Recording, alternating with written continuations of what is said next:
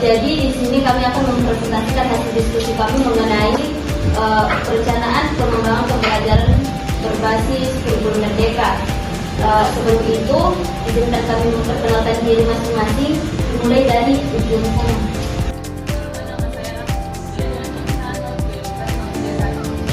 Perkenalkan, nama saya Andi Sabinata dengan NIM 324330. Perkenalkan, saya Tuan ini dengan NIM 34533. Perkenalkan, nama saya Nuliski Deslianti dengan NIM 34006. Perkenalkan, nama saya Nergianto dengan NIM 34730. Perkenalkan, nama saya Ade Polape dengan NIM 32405. Perkenalkan, nama saya Berdia dengan NIM 32436. Perkenalkan, nama saya Feraini dengan NIM 32403 selaku moderator yang akan maju jalannya diskusi kali ini. Nah, untuk mengefisienkan waktu, langsung saja saya berikan kesempatan kepada pemateri pertama untuk memaparkan materinya. Mohon untuk perhatian teman-teman. Di sini saya akan menjelaskan apa yang melatar belakangi dari presentasi atau makalah kami pada hari ini dengan judul perencanaan pengembangan pembelajaran berbasis kurikulum merdeka. Nah, sebelum kita membahas lebih jauh, tentunya di sini pasti kita sudah mengetahui apa yang dimaksud dengan pembelajaran. Namun di sini dengan kesempatan kali ini saya akan menjelaskan apa yang dimaksud dengan pembelajaran. Nah, pembelajaran merupakan proses paling penting dalam pendidikan. Di dalamnya ada hubungan timbal balik antara pengajar dan peserta didik.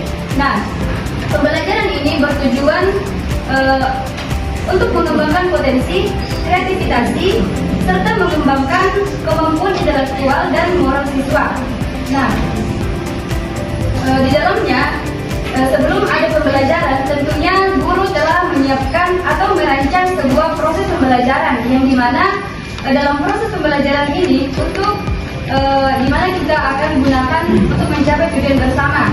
Nah, di dalam sebuah proses pembelajaran, sebelum kita memulai pembelajaran, tentu ada materi yang telah disiapkan oleh guru dan telah dirancang atau disusun terstruktur untuk menghasilkan pencapaian yang kita inginkan bersama.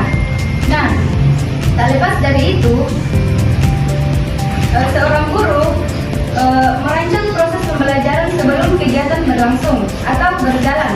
Dalam hal ini, peran guru sangat penting dalam proses pembelajaran. Nah, seperti pembahasan kita pada hari ini, yaitu kurikulum merdeka. Nah, kurikulum merupakan bagian dari struktur pendidikan dan perencanaan dalam langkah demi langkah pembelajaran di sekolah. Ada hubungan yang erat antara kurikulum, pengajaran, dan proses pembelajaran yang dilakukan oleh pendidik. Hal ini dikarenakan kurikulum merupakan alat atau alat bantu untuk membantu proses pembelajaran agar tujuan pendidikan tercapai secara maksimal. Kurikulum merupakan alat mencapai tujuan pendidikan yang selaras dengan pendidikan nasional, sekaligus landasan di mana kita saling membutuhkan. Nah, kurikulum ini berfungsi sebagai pedoman pembelajaran dalam suatu lembaga pendidikan dan berfungsi sebagai jembatan pendidikan yang mengkoordinasi berbagai aspek pembelajaran untuk mencapai tujuan pendidikan yang diinginkan. Nah, lebih jauh lagi, kurikulum yang optimal memegang peranan penting dalam pengembangan di sekolah. Nah, perencanaan pembelajaran sangat penting sebagai alat bekal bagi mahasiswa calon guru agar mampu menjalankan tugas mengajar secara profesional.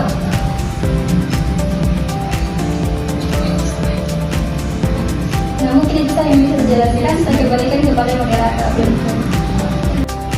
Oke, baik, saya akan melanjutkan materi yang kedua, itu tujuan makalah kami.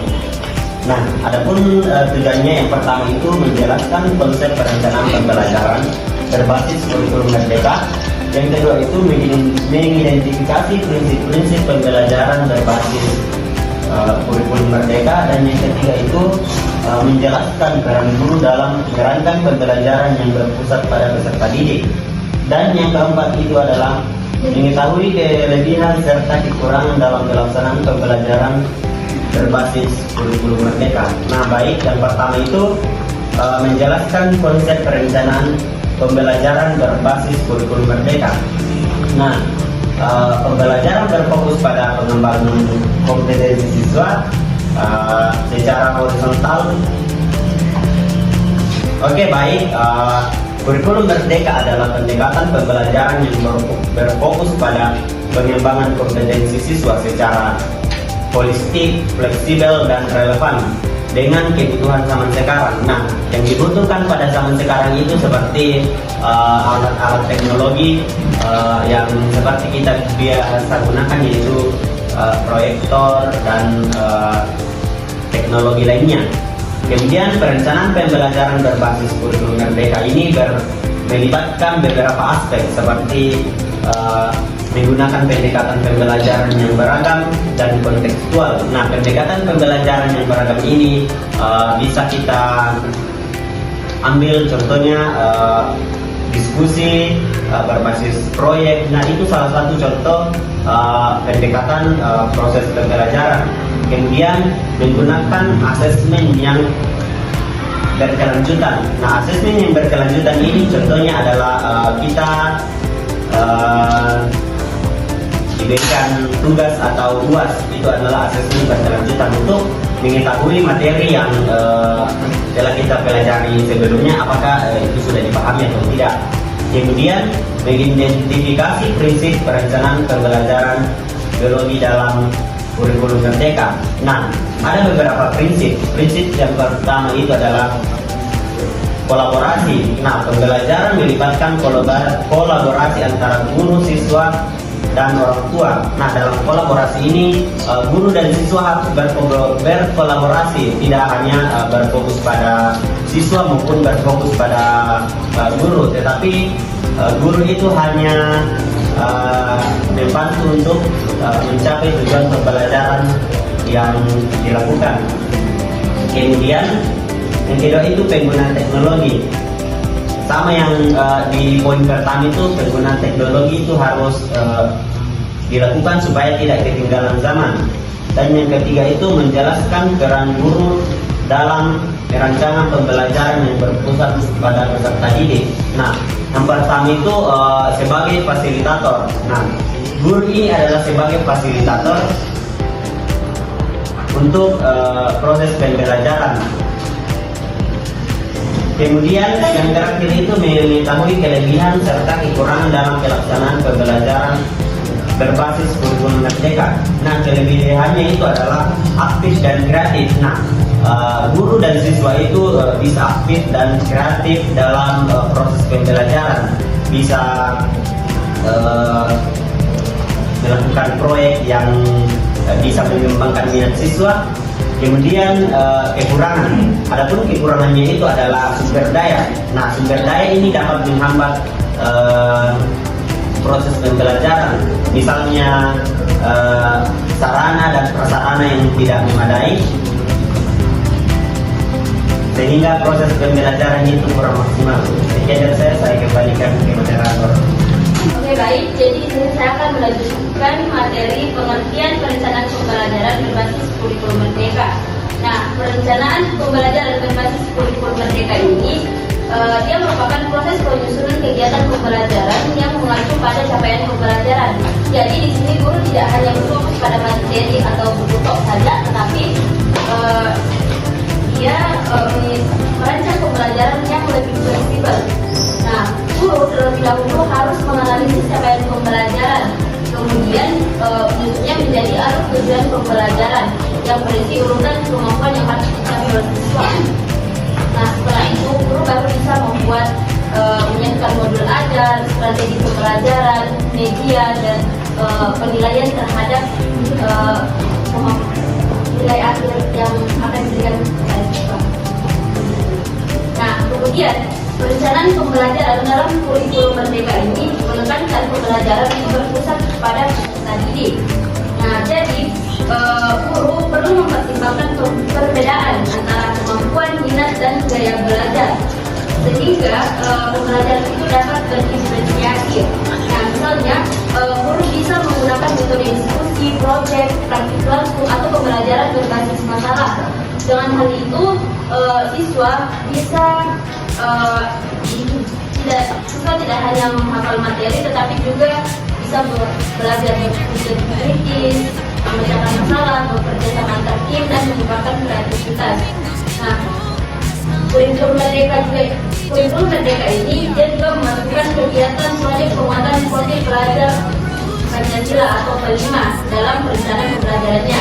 Proyek ini dirancang untuk menanamkan nilai-nilai penting seperti gotong royong, kemandirian, kreativitas, kebinekaan global, dan juga bernalar kritis.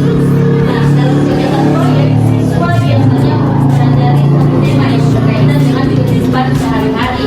Di sini guru dia berperan sebagai fasilitator untuk mendukung siswa dalam proses eksplorasi, diskusi juga menghasilkan karya tersebut. Nah, dan terakhir, perencanaan pembelajaran ini juga dilengkapi dengan asesmen atau penilaian yang berkelanjutan. Jadi guru dapat melakukan asesmen informasi, asesmen diagnostik di awal untuk mengetahui kemampuan awal siswa, kemudian asesmen informatif untuk mengetahui perkembangan selama proses pembelajaran, dan asesmen sumatif mulai akhir yang akan diberikan kepada siswa. Mungkin itu saja yang bisa saya sampaikan. Terima kasih. Nah, baik, selanjutnya prinsip-prinsip perencanaan pembelajaran dalam kurikulum merdeka. Nah, di sini ada 6 prinsip. Yang pertama itu perhatian dan juga motivasi. Nah, perhatian dan motivasi ini merupakan dasar utama dalam proses pembelajaran. Tanpa perhatian, pembelajaran ini tidak akan berjalan efektif. Nah, peserta didik ini akan lebih berfokus jika materinya itu sesuai dengan kebutuhan atau minatnya. Jadi, guru ini perlu memotivasi agar mendorong peserta didik agar lebih bersemangat dalam mencapai tujuan pembelajaran. Nah, yang kedua itu ada keaktifan. Nah, belajar adalah proses aktif yang melibatkan mental dan fisik peserta didik. Nah, peserta didik ini tidak hanya menerima informasi, tetapi juga harus berpikir, bertanya, dan ikut berpartisipasi dalam kegiatan pembelajaran. Jadi, guru ini harus menciptakan suasana yang mampu melibatkan dan mendorong siswa untuk berpartisipasi. Nah, yang ketiga itu ada keterlibatan langsung atau pengalaman. Nah, pembelajaran ini akan lebih bermakna jika siswa terlibat langsung dalam pengalaman belajar. Semakin konkret pengalaman belajar, maka semakin mudah materi dipahami. Selanjutnya ada pengulangan. Nah, pengulangan ini bertujuan untuk memperkuat dan memperlengkap materi. Semakin diulang-ulang secara terus-menerus, maka semakin membantu siswa untuk menguasai materi. Nah, yang kelima ada tantangan. Nah, dalam pembelajaran itu harus ada tantangan agar mendorong siswa lebih termotivasi. Tantangannya itu dapat berupa tugas, untuk memecahkan masalah, atau kegiatan untuk menuntut berpikir kritis. Nah, jika tantangannya itu sesuai dengan kemampuan siswa, maka peserta didik ini pasti akan lebih termotivasi dalam mencapai tujuan pembelajaran. Nah, yang terakhir itu ada perbedaan individual. Nah, setiap peserta didik ini pasti memiliki karakteristik dan cara belajar yang berbeda-beda. Nah, perbedaan ini mempengaruhi proses pembelajaran dan juga hasil belajar. Oleh karena itu, guru perlu memahami tipe belajar peserta didik agar mampu menyesuaikan kebutuhan masing-masing individual. Baik, itu saja yang dapat saya sampaikan. Saya kembalikan ke moderator. Nah, materi selanjutnya itu peran guru dalam merancang kurikulum belajar mandiri atau kurikulum merdeka. Nah, tentu kita sudah ketahui bahwa peran guru itu sangat penting. Ada beberapa poin dalam materi ini. Yang pertama itu merumuskan tujuan pembelajaran yang efektif sesuai dengan tujuan kurikulum. Artinya, guru menetapkan tujuan belajar yang jelas sesuai dengan tujuan kurikulum, karakteristik mata pelajaran, karakter siswa, dan kondisi belajar. Poin yang kedua yaitu merancang proses pembelajaran yang efektif. Artinya, guru menyusun proses atau kegiatan belajar yang dapat membantu siswa mencapai kompetensi yang ditentukan.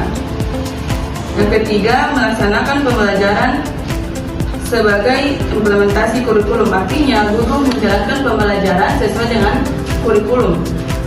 Maksudnya, kurikulum tidak hanya tertulis di dokumen, tetapi juga dijalankan dalam proses belajar mengajar. Yang keempat, melaksanakan evaluasi proses dan hasil pembelajaran. Artinya, guru menilai bagaimana proses belajar berlangsung dan bagaimana hasil yang didapatkan dari pembelajaran. Yang kelima atau yang terakhir, mengevaluasi interaksi bagian-bagian kurikulum. Artinya, guru menilai kesesuaian antara tujuan, materi, metode, dan penilaian yang digunakan. 1, 2, action. Oke, baik. Selanjutnya itu kelebihan dalam penerapan perencanaan pembelajaran berbasis kurikulum merdeka. Nah, yang pertama itu peserta didik diberi kebebasan untuk memilih materi pembelajaran sesuai kebutuhannya. Dengan ini, peserta didik dapat lebih aktif dan berpartisipasi dalam tahap pembelajaran serta mengembangkan keterampilan dan kemampuan yang lebih baik untuk mencapai kompetensi tersebut. Nah, yang kedua itu peserta didik lebih aktif dalam pembelajaran karena materi yang ada sesuai dengan kebutuhan peserta didik, di mana peserta didik lebih aktif dan berpartisipasi dalam pembelajaran karena materi yang disampaikan sesuai dengan kebutuhan dan minatnya. Yang ketiga yaitu kurikulum merdeka lebih sederhana karena mengembangkan kompetensi peserta didik sesuai fase, di mana dalam kurikulum mandiri ini perhatian diberikan kepada tahapan perkembangan peserta didik agar materi yang disampaikan lebih sesuai dengan kemampuan dan kebutuhan peserta didik. Itu yang dapat saya sampaikan. Saya kembalikan ke teman-teman. 2, 3. Nah, selanjutnya itu materi kekurangan dalam penerapan perencanaan pembelajaran berbasis kurikulum merdeka. Ada 5, yaitu yang pertama, masih terbatasnya sarana dan prasarana di sekolah. Banyak sekolah yang belum memiliki fasilitas yang memadai seperti ruang belajar yang cukup, alat pembelajaran teknologi maupun media pembelajaran. Yang kedua, dukungan dari orang tua yang masih perlu disosialisasikan. Kurikulum merdeka memerlukan kerjasama antara sekolah dan orang tua. Namun, masih banyak orang tua yang belum memahami konsep kurikulum ini. Oleh karena itu, perlu dilakukan sosialisasi agar orang tua dapat mendukung proses belajar anak di rumah. Nah, yang ketiga, kesiapan guru yang belum optimal. Nah, tidak semua guru sudah siap menerapkan kurikulum merdeka karena masih kurangnya pelatihan dan pemahaman tentang cara menyusun perencanaan pembelajaran, metode belajar, serta penilaian yang sesuai dengan kurikulum tersebut. Yang keempat, pembiayaan yang masih terbatas, terutama untuk proyek P5. Dalam kurikulum merdeka terdapat kegiatan proyek pengaturan proses belajar Pancasila yang sering membutuhkan biaya untuk bahan kegiatan lapangan atau alat praktik. Nah, beberapa sekolah mengalami keterbatasan dana sehingga pelaksanaan proyek belum optimal. Nah, yang terakhir, sistem pembelajaran yang belum optimal. Perubahan dari kurikulum lama ke kurikulum merdeka membutuhkan penyesuaian dalam sistem pembelajaran. Jika sekolah, guru, dan siswa belum benar-benar memahami materi baru ini, maka proses pembelajaran bisa menjadi kurang efektif. Itulah materi dari saya kembalikan ke moderator. Oke, baik, itulah tadi pemaparan materi dari rekan-rekan saya. Jika ada teman-teman yang ingin bertanya, silakan. Iya, 1, 2, 3. Oke, baik, kepada saudari Nilam Cahyari, silakan mengajukan pertanyaan. Baik, terima kasih atas kesempatannya. Perkenalkan, saya namanya Cahyari, izin bertanya. Jadi, di era abad 21 sekarang ini kan penggunaan teknologi tidak dapat dihindari. Nah, pertanyaan saya, semisal guru itu harus dituntut untuk kreatif dalam menggunakan teknologi. Nah, menurut kalian, apakah baik guru terus-menerus menggunakan teknologi atau malah hal ini mengikis kreativitas dari guru tersebut? Itu yang saya sampaikan. Terima kasih, saya kembalikan ke moderator. Baik, jadi di sini saya akan menanyakan mengenai materi yang dikeluarkan oleh Samudara Mardianto, yang mana yaitu dapat disebutkan tadi mengenai guru membantu siswa untuk mencapai tujuan pembelajaran. Jadi saya ingin menanyakan bagaimanakah peran guru terhadap kurikulum merdeka yang pada saat sekarang ini, karena ada setiap siswa biasa yang mengalami kurang memahami ketika cuma memberikan materi terhadap siswa. Jadi coba berikan alasan Anda supaya semua siswa bisa mengerti pada setiap materi dengan menggunakan kurikulum merdeka. Sekian dari saya.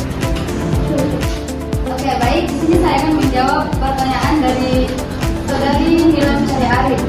Nah, pertanyaannya yaitu apakah teknologi itu bisa mengembangkan kreativitas dari guru tersebut dalam jangka berkepanjangan? Nah, oke. Jadi di sini saya akan mencoba menjawab. Jadi tentu saja penggunaan teknologi itu di era sekarang bisa dikatakan jangan terlalu digunakan atau diimbangilah, karena di dalam teknologi itu juga ada yang namanya kebijakan teknologi. Jadi kita ambil contoh, bisa saja seorang guru menggunakan teknologi berupa AI untuk mengembangkan soal-soal yang ada.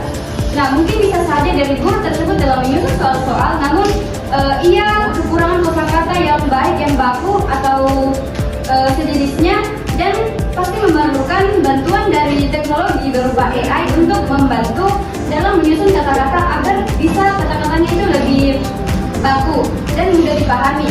Nah, jadi kita juga mengarah ke daerah pedalaman. Contohnya di daerah pedalaman itu teknologi di daerah pedalaman itu belum sepenuhnya merata.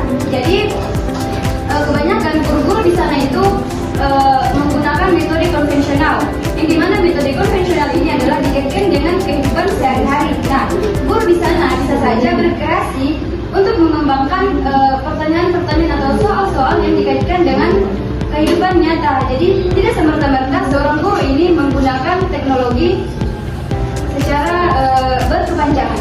Mungkin itu saya yang bisa dijelaskan. Saya kembalikan kepada moderator. Oke, baik, kepada saudara Dilan Siti Ali.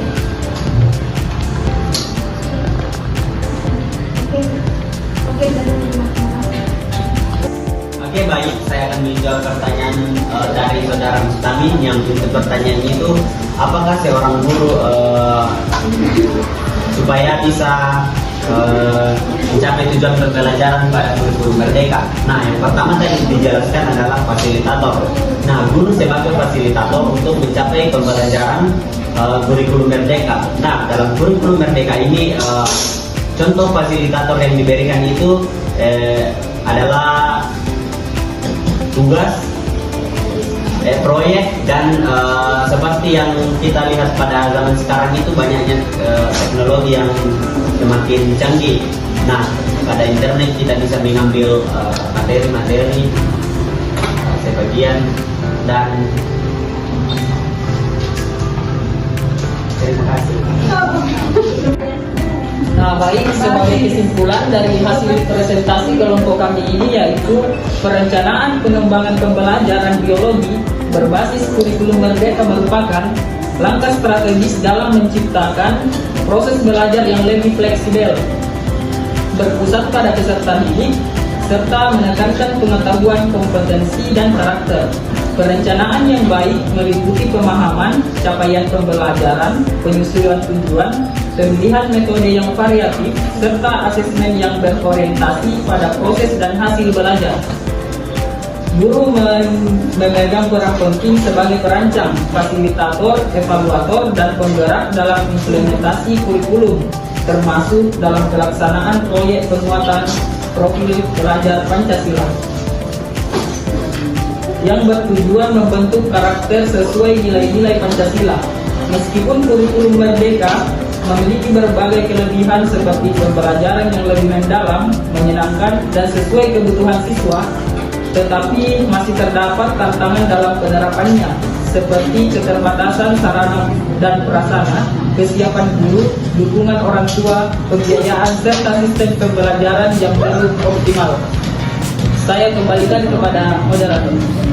Oke, baiklah, itulah tadi pemaparan materi dari rekan-rekan saya. Terima kasih kepada teman-teman yang sudah mengajukan pertanyaan, dan terima kasih kepada rekan-rekan saya yang sudah menjawab. Mewakili kelompok saya, saya memohon